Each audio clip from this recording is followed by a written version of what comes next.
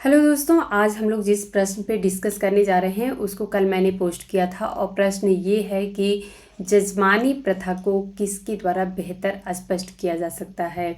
यहाँ पे कुछ भी नहीं पूछा जा रहा है, सिर्फ इतना पूछा जा रहा है कि आखिर में जजमानी प्रथा का जो स्वरूप हमें देखने को मिलता है वो क्या है, आखिर में जजमानी प्रथा होता क्या है।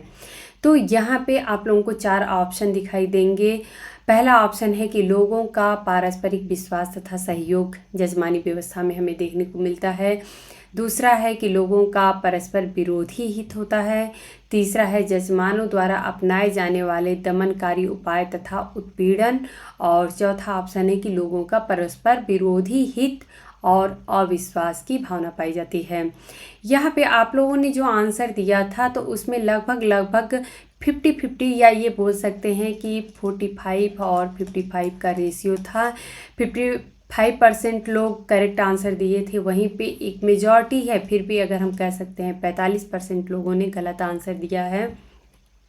और मुझे जो आंसर आप लोगों के देने का पैटर्न देखने को मिला उसमें ये था कि या तो आप लोगों ने फर्स्ट ऑप्शन क्लिक किया है या तो फिर आप लोगों ने थर्ड ऑप्शन, जो कि बिल्कुल विरोधाभास में है, उसमें बीच की कोई गुंजाइश ही नहीं है। तो यहाँ पे जो पहला ऑप्शन है आप लोगों को दिख रहा है कि लोगों का पारस्परिक विश्वास तथा सहयोग। यहाँ पे आप लोग जजमानी व्यवस्था को या जजमानी प्रथा को इस रूप में परिभाषित कर रहे हैं। यहाँ पे आप लोगों को मैं एक बात और क्लियर कर देना चाहती हूँ कि अगर आप लोगों को प्रश्न का आंसर करने में अगर थोड़ा सा डाउट होता है कि आखिर में कौन सा आंसर हो सकता है, तो एक जो गेस होता है उसके तर्क वितर्क जिसे कहते हैं हम, कि तर्क वितर्क करके और फिर गेस करके भी हम करेक्ट आंसर को लगा सकते हैं। कैसे उसको हम लोग समझते हैं, जैसे कि यहाँ पे सिर्फ एक सेंटेंस जो है एक स्टेटमेंट जो है वो सिर्फ बता रहा है कि लोगों का पारस्परिक विश्वास तथा सहयोग की भावना जजमानी प्रथा में देखने को मिलती है। लेकिन वहीं पे दूसरा जो स्टेटमेंट है इसमें विरोधी हितों की बात हो रही है। तीसरा स्टेटमेंट जो है इसमें दमनकारी उपाय तथा उत्पीड़न की बात की जा रही है। वहीं पे विरोधी हित और अविश्वास की बात चौथे ऑप्शन में की जा रही है। आप लोगों को मैं ये बता दूं कि जिन लोगों ने ऑप्शन 3 को टिक किया है, ये जजमानी प्रथा का हमें बेहतर डेफिनेशन हम नहीं कह सकते हैं, ये बेहतर स्पष्टीकरण नहीं है। आप लोग ये ज़रूर कह सकते हैं कि जजमानी प्रथा जो प्रारंभ में अस्तित्व में देखने को मिलती थी, जिसमें लोगों में एक दूसरे के प्रति विश्वास, सहयोग, इस प्रकार की भावना देखने को मिलती थी। कैसे समाज की जो विभिन्न जातियां हैं वो एक दूसरे पे निर्भरता दिखाती हैं, ये हमें देखने को मिलता था। लेकिन धीरे धीरे उसका जो स्वरूप है वो बदल गया और वो दमनकारी एवं उत्पीड़न का स्वरूप ले लिया।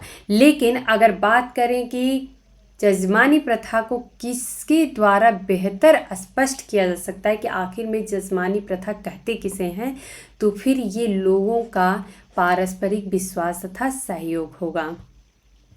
यहाँ पे एक बात मैं और बता देती हूँ कि ये जो जजमानी प्रथा होती है इसमें 2 पक्ष देखने को मिलता है। एक होते हैं जजमान या फिर इन्हें यजमान भी बोल सकते हैं, और दूसरा पक्ष जो होता है वो होता है कमीन। तो ये हमें 2 पक्ष देखने को मिलते हैं। यजमान वो होते हैं जो सेवाएं लेते हैं, अर्थात जिनको सेवाएं दी जाती हैं उनको यजमान कहा जाता है, और कमीन जो होते हैं वो होते हैं जो इन यजमान को सेवाएं देते हैं। तो अब जैसे मान लेते हैं कि कोई व्यक्ति है जिनको सेवा देना है, और जैसे कि जो लुहार होते हैं या फिर कुम्हार होते हैं या फिर धोबी होते हैं, तो ये लोग हो, या फिर हम नाई देखते हैं, तो ये जितने आप लोगों को कैटेगरी देखने को मिलती है, आप लोग देखेंगे कि जो शादी विवाह होता है या फिर कुछ भी इस प्रकार का फंक्शन होता है, उसमें ये अंडरस्टूड है, पहले से ही ये पता है कि अगर इनके घर में शादी पड़ी है तो हमें क्या क्या काम करना है, इन्हें पता है ये जाएंगे, अपनी सेवाएं उनको देते हैं और बदले में उनसे, चाहे वो ये कहें कि रिटर्न के रूप में आप मान सकते हैं, एक्सचेंज के रूप में मान सकते हैं, तो ये लोग फिर या तो चाहे वस्तुएं देते हैं या फिर पैसे देते हैं। तो जो मोस्टली जो हमें पैटर्न देखने को मिलता है वो यही होता है कि ये लोग सेवाएं देते हैं और ये लोग इन्हें वस्तुएं देते हैं। आजकल का जो पैटर्न है इसमें पैसे भी दिए जाते हैं। अच्छा, इसी के साथ मैं ये भी कह सकती हूँ कि ये भी कहा जा सकता है या एग्ज़ाम में पूछा जा सकता है कि जो ये हमें जजमानी प्रथा देखने को मिलती है इसको हम जस्ट लाइक बार्टर सिस्टम मान सकते हैं। आप लोगों को बार्टर सिस्टम पता होगा कि बार्टर सिस्टम ऐसा होता है जिसमें कि लोग एक दूसरे को सेवाएं देते हैं और या तो सेवाओं के बदले सेवाएं दी जाती हैं या फिर वस्तुएं एक्सचेंज में या रिटर्न के रूप में दी जाती हैं। तो इसको हम एक बार्टर सिस्टम का स्वरूप भी मान सकते हैं, जजमानी सिस्टम को। अच्छा, ये आप लोगों को मैं यहाँ पे सिर्फ हम लोगों का यहीं तक का डिस्कशन समाप्त नहीं होगा। अब जब हम लोगों ने इस प्रश्न को अटेम्प्ट कर ही लिया है तो इससे संबंधित कुछ बहुत ही महत्वपूर्ण फैक्ट्स हैं उसको हम लोग समझेंगे। मुझे ऐसा लगता है कि ये फैक्ट्स बहुत ही रेयर मिलते हैं। तो ये आप लोग देख सकते हैं कि अगर जजमानी सिस्टम की बात आती है तो सबसे पहला नाम आता है विलियम हेनरिक वाइजर की, अर्थात WH वाइजर की। इन्होंने करीमपुर का अध्ययन किया था, ये भी आप लोगों को पता है, जो कि आगरा के पास उत्तर प्रदेश में आगरा के पास है करीमपुर। इन्होंने एक बहुत ही इम्पॉर्टेंट बुक लिखी है, द हिंदू जजमानी सिस्टम। मैंने यहाँ पे बुक इसलिए मेंशन किया है कि आप लोग इमेज जब देखेंगे तो आप लोगों के माइंड में छप जाएगा कि हाँ ये बुक जो है वो विलियम वाइजर की है। यहाँ पे सिर्फ यहीं तक हम लोग नहीं रुकेंगे, इससे भी जुड़े हुए कुछ और भी मोस्ट इम्पॉर्टेंट फैक्ट्स हैं उनको हम लोग समझने की कोशिश करेंगे। यहाँ पे आप लोगों को एक नाम देखने को मिल रहा है, हालांकि ये नाम मैं भी प्रोनाउंस नहीं सही से कर पा रही हूँ, बट ठीक है, इसको हम लोग समझेंगे क्योंकि हो सकता है आगामी किसी भी एग्ज़ाम में पूछा जा सकता है। ये नाम है कार्लोट मेलिना वियाल वाइजर। अब आप लोगों को सरनेम से पता चल गया होगा कि ये कौन है। ये विलियम वाइजर की धर्मपत्नी है।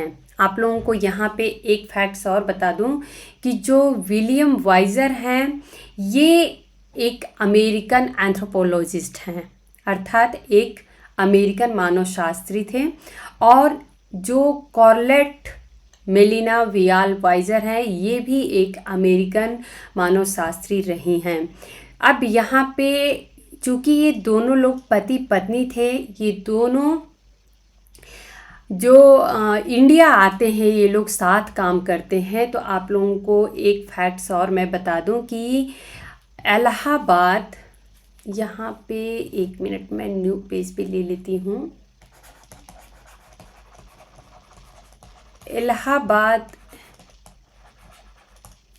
एग्रीकल्चरल जो कॉलेज या यूनिवर्सिटी बोलेंगे, यूनिवर्सिटी है, वहाँ पे इन लोगों ने अध्यापन का कार्य किया था, दोनों लोगों ने साथ मिलके। अब यहाँ पे इससे जुड़े हुए फैक्ट्स ये देख लेते हैं कि इन्होंने कॉर्लेट मेलिना वियाल वाइजर जो हैं इन्होंने मैनपुरी का अध्ययन किया है। ये बहुत ज़्यादा इम्पॉर्टेंट है। आप लोगों को मैं ये बता दूं कि जो ये सोर्सेज मैंने लिए हैं ये विकिपीडिया से लिए हैं, चूँकि मैं विलियम वाइजर को देख रही थी कि विलियम वाइजर के बारे में विकिपीडिया में क्या लिखा गया है, तो उनकी जो धर्मपत्नी है उनका भी नाम आया और फिर उनकी भी कुछ इम्पॉर्टेंट बुक्स हैं उनके बारे में हम लोग समझ लेते हैं, क्योंकि जो भी आगामी परीक्षा है उसकी दृष्टि से बहुत ज़्यादा इम्पॉर्टेंट है। आप लोगों को पता है चाहे वो नेट का एग्ज़ाम होता है या फिर कोई भी कॉम्पिटिटिव एग्ज़ाम होता है उसमें कुछ नए क्वेश्चन जरूर डाल दिए जाते हैं। तो चूँकि ये विलियम वाइजर की धर्मपत्नी रही हैं, ये भी अमेरिकन एंथ्रोपोलॉजिस्ट रही हैं, इंडिया में इन्होंने अपना अध्ययन मैनपुरी में किया है। आप लोगों को मैं बता दूं यहाँ पे कि जो मैनपुरी है इसका इन्होंने अध्ययन किया है। इन्होंने कानपुर का भी अध्ययन किया था। तो ये बात आप लोगों के ध्यान में फिट हो जाना चाहिए, माइंड में सेट हो जाना चाहिए कि ये जो प्लेसेस हैं ये किसी और भी जो विचारक हैं उनसे संबंधित हैं या विचारिका हैं उनसे संबंधित है। अब इनकी एक और इंटरेस्टिंग स्टोरी मैं बताती हूँ कि चूँकि ये दोनों लोग इंडिया आते हैं काम करने के लिए, दोनों लोगों का फील्ड सेम होता है, तो ये लोग लगभग 1920s के आसपास में इलाहाबाद में ही चूँकि रहते हैं लोग। तो ये 1920 के आसपास में ये लोग वहीं पे इलाहाबाद में ही ये दोनों लोग शादी भी करते हैं और उसके बाद से ये लोग वहीं इलाहाबाद का जो एग्रीकल्चर यूनिवर्सिटी है वहाँ पे लगभग 1930 या ये बोले कि 1900 मीन्स 30 से 35 के बीच का आप मान सकते हैं कि जो ड्यूरेशन है उस समय तक ये लोग यहाँ पे इंडिया में अध्यापन का काम किए थे। अब यहाँ पे इनकी कुछ महत्वपूर्ण बुक देख लेते हैं। इनकी ये बुक जो है for all of life Presbyterian mission study book, ये 1943 में इनकी प्रकाशित हुई थी। और ये बुक आप लोगों को थोड़ी डिफ़िकल्ट सी लग रही होगी, लेकिन आप लोगों को मैं ये बता दूं कि ये बुक अपने आप में इम्पॉर्टेंट इसलिए हो जाती है क्योंकि ये बुक जो है इन्होंने विलियम वाइजर के साथ ही लिखा है, अर्थात को ऑथर के रूप में ये विलियम वाइजर जो हैं वो भी इनके साथ ही लिखे हैं। तो अगर विलियम वाइजर का नाम आए आप लोग यहाँ पे देख सकते हैं इसको शॉर्ट फॉर्म में for all of life in 1943। ये जो बुक है ये दोनों लोगों ने लिखा है। तो आप लोगों को ये पता होना चाहिए कि कैरोलोटे मेलिना वियाल वाइजर जो है और विलियम हेनरिक्स वाइजर इन दोनों की ये लिखी हुई बुक है। इसके साथ ही अगली बुक जो है वो 4 फैमिलीज़ ऑफ करीमपुर, ये 1978 की बुक है इनकी, जो कि इन्होंने लिखा है किसने, कैरोलोटे मेलिना वियाल वाइजर ने। तो ये बुक भी अपने आप में इम्पॉर्टेंट हो जाता है क्योंकि ये करीमपुर के ही 4 परिवारों का अध्ययन किया गया था। आप लोगों से हो सकता है कि आगामी एग्ज़ाम में ये पूछ दिया जाए कि ऐसी कौन सी विचारक हैं या विचारिका हैं जिन्होंने करीमपुर के 4 परिवार का अध्ययन किया था। तो ये इनकी बुक की नाम ही है 4 फैमिलीज़ ऑफ करीमपुर। तो ये आप लोग ध्यान रखिएगा। अगली बुक है बिहाइंड मड वॉल्स, जो कि 1930 से 60 के बीच में और 1970 से 80 के बीच में प्रकाशित हुई थी। अब यहाँ पे ये बुक अपने आप में इसलिए इम्पॉर्टेंट हो जाती है क्योंकि यही जो बुक है सेम इन्होंने भी मिल के लिखा है, अर्थात को ऑथर के रूप में विलियम वाइजर ने भी इस बुक को लिखा है। तो बिहाइंड मड वॉल्स अगर आता है एग्ज़ाम में तो ये कैरोलोटे मेलिना वियाल वाइजर भी होंगी और साथ में WH वाइजर भी होंगे। तो ये दोनों नाम आप लोग ध्यान रखिएगा। अब यहाँ पे इनकी एक और महत्वपूर्ण बुक है the food of Hindu village of north India. तो यहाँ पे खाने के बारे में जो है नॉर्थ इंडिया के गांव में खाने का क्या सिस्टम पाया जाता है इसके बारे में कैरोलोटे मेलिना वियाल वाइजर ने the foods of Hindu village of north India, जो कि 1936 में प्रकाशित हुई थी, ये बुक इन्होंने लिखा है। यहाँ पे आप लोगों को 1936 का जब नाम आएगा तो ध्यान रखिएगा कि द हिंदू जजमानी सिस्टर जो है ये विलियम वाइजर की बुक, ये भी 1936 में प्रकाशित हुई थी। मैंने यहाँ पे इसलिए लिख दिया है कि बुक्स की भले लिस्ट के साथ आप लोग देखेंगे तो माइंड में नहीं सेट रहेगा, लेकिन जब आप लोगों को ये बुक दिखेगा, मेरा लेक्चर सुनेंगे आप लोग, जब ये आप लोगों को ईयर्स दिखेगा तो आप लोगों के माइंड में आ जाएगा कि हाँ हिंदू जजमानी सिस्टम जो लिखा गया था वो 1936 में लिखा गया था। अब बात करते हैं मेन जो विलियम हेनरिक्स वाइजर की बात अभी हम लोग कर रहे थे। तो इन्होंने अपना जो अध्ययन किया था इलाहाबाद में कुछ साल तक रह के। वहाँ पे इन्होंने ये बुक लिखा था, social institutions of a Hindu village in north India. ये 1933 में इन्होंने ये बुक लिखा है। तो ये बुक भी अपने आप में बहुत ही ज़्यादा इम्पॉर्टेंट है। फॉर ऑल ऑफ लाइफ, ये आप लोग देख ही लिए। इस बुक का फुल फॉर्म मतलब कंप्लीट नेम जो है वो ये है, तो आप लोग दोनों ध्यान रखिएगा। द हिंदू जजमानी सिस्टम ऑलरेडी हम लोग मेन इसी पे डिस्कस कर ही चुके हैं।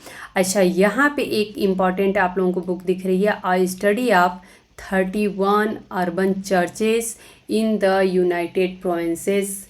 ये 1939 में इन्होंने ये बुक लिखी है।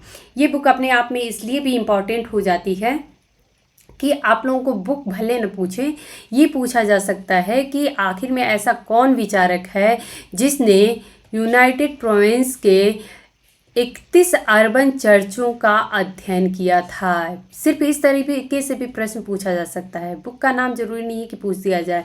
तो अगर आप लोगों को ये जब पता रहेगा, विलियम वाइजर को जब भी हम लोग पढ़ते हैं तो हम लोग बस इतना ही समझते हैं कि हाँ, उन्होंने उत्तर प्रदेश के करीमपुर में अध्ययन किया था, उनकी द हिंदू जजमानी सिस्टम बुक है, उन्होंने जजमानी सिस्टम पे काम किया है।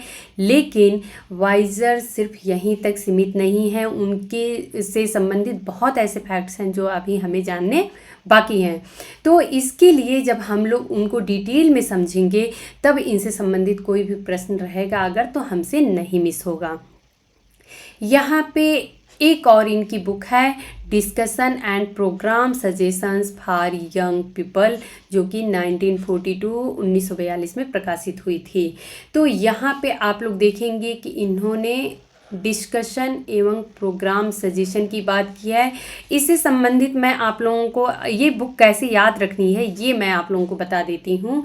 एक्चुअली जब ये इलाहाबाद एग्रीकल्चर यूनिवर्सिटी में जब पढ़ा रहे थे तो उस समय चूँकि ये एग्रीकल्चर से ही संबंधित पढ़ा रहे थे, तो उस समय वहाँ की जो रूरल एरिया थी वहाँ पे किस प्रकार से बच्चे पढ़ते थे, लेकिन उनको प्रैक्टिकली किस प्रकार से प्रॉब्लम्स होती थी एग्रीकल्चर के फील्ड में, तो इसके लिए ये इन्होंने काफ़ी कुछ इस पे काम किया था। तो आप लोग उससे याद रख सकते हैं कि discussion and programme suggestions for young people. तो ये बुक आप लोगों को इस तरीके से इसलिए याद हो जाएगी। तो उम्मीद है कि आज का क्वेश्चन आप लोगों को बहुत ही सिंपल सा लगा होगा, लेकिन इससे संबंधित जो फैक्ट्स थे वो आप लोगों को बहुत ज़्यादा इम्पॉर्टेंट लगेंगे। तो आप लोग बस ऐसे ही जैसे मैं अच्छे से मेहनत कर रही हूँ, आप लोगों को एक एक फैक्ट्स बता रही हूँ, बस आप लोग हमारे साथ ऐसे ही अपनी तरफ से भी फुल एफर्ट दीजिए कि नहीं, हमें अच्छे से पढ़ाई करनी है। Thank you.